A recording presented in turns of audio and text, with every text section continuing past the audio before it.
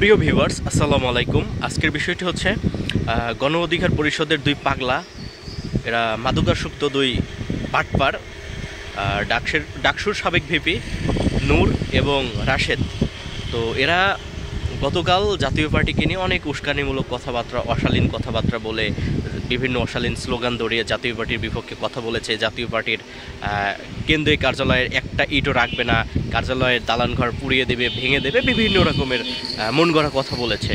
তো সেই বিষয়টা নিয়ে কথা বলতে গেলে আমাদের বিগত কিছুদিন আগে জাতীয় পার্টির বরিশাল কার্যালয়ে এই কুলাঙ্গাররা রাতের আধারে চোরের মতো হামলা করেছিল। হামলা করে জাতীয় পার্টির কার্যালয় ভেঙে দিয়েছিল এবং সাবেক রাষ্ট্রপতি পল্লীবন্ধু এরশাদের ছবি, জিএম কাদেরের ছবি, রওশন এরশাদের ছবি এবং অফিসের যত আসবাবপত্র ছিল তারা ভাঙচুর করেছিল এবং কিছু অর্থ তারা চুরি করে নিয়ে যায়। তো তার ধারাবাহিকতায় জাতীয় পার্টির পক্ষ থেকে আদালতে এই থানায় মামলা করার জন্য বিভিন্ন রকমের প্রসেস করা হয়েছিল, কিন্তু সে সময় থানা থেকে মামলা নেওয়া হয়নি। পরবর্তীতে আদালত একটি রায় দিয়েছে যে এই বিষয়টা নিয়ে যেন অতি দ্রুত মামলা নেওয়া হয়। তো সেই ধারাবাহিকতায়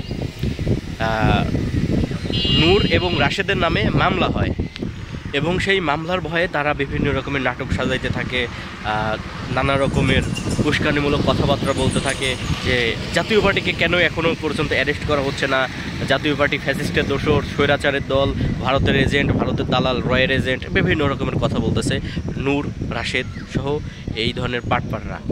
তো আমাদের এই নূরের সম্পর্কে বলার মতো কিছু নেই, আপনারা সকলেই জানেন নূর কি। এই নূর একসময় ছাত্রলীগের নেতা এবং কর্মী ছিলেন। তারপরে নূর শেখ হাসিনার দয়ায় শেখ হাসিনাকে মা বলে ডেকেছে, সে ডাকসুর ভিপি হয়েছে। শেখ হাসিনার দয়ায় সে ডাকসুর ভিপি। তারপরে শেখ হাসিনাকে মা বলে ডেকে বিভিন্ন রকমের সুযোগ সুবিধা নিয়েছে, বিভিন্ন বড় বড় লুটপাট করেছে, লুটতরাজ করেছে। তো এই নূর আওয়ামী লীগের আসল দালাল, আসল দোসর, ফ্যাসিস্টের দোসর নূর, রাশেদ।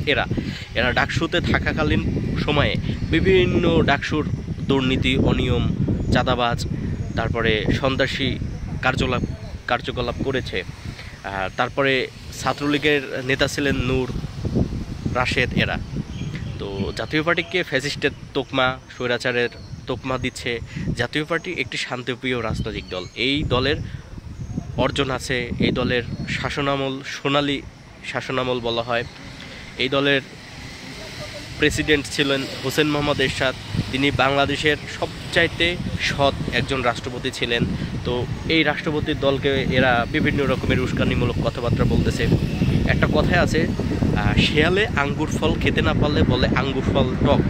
এই নূর এবং রাশেদ 2024 সালের নির্বাচনের পূর্বে 2023 সালের নভেম্বর মাসে জাতীয় পার্টির চেয়ারম্যান কার্যালয় বনানীতে গিয়ে জিএম কাদের সাহেবকে রিকোয়েস্ট করেছিল যেন তাদেরকে মনোনয়ন দেওয়া হয়, তারা লাঙ্গল প্রতীক নিয়ে নির্বাচন করতে চায়। কিন্তু জাতীয় পার্টি থেকে অস্বীকৃতি জানিয়েছিলেন যে নূর, রাশেদ তাদেরকে কোনো প্রকার মনোনয়ন দেওয়া যাবে না। ঠিক এই কারণে এই নূর, রাশেদরা জাতীয় পার্টির পেছনে লেগেছে এবং এই নূর, রাশেদরাই ভারতের রয়ের এজেন্ট, ভারতের দালাল। এই নূর কোথাও স্থির থাকে না।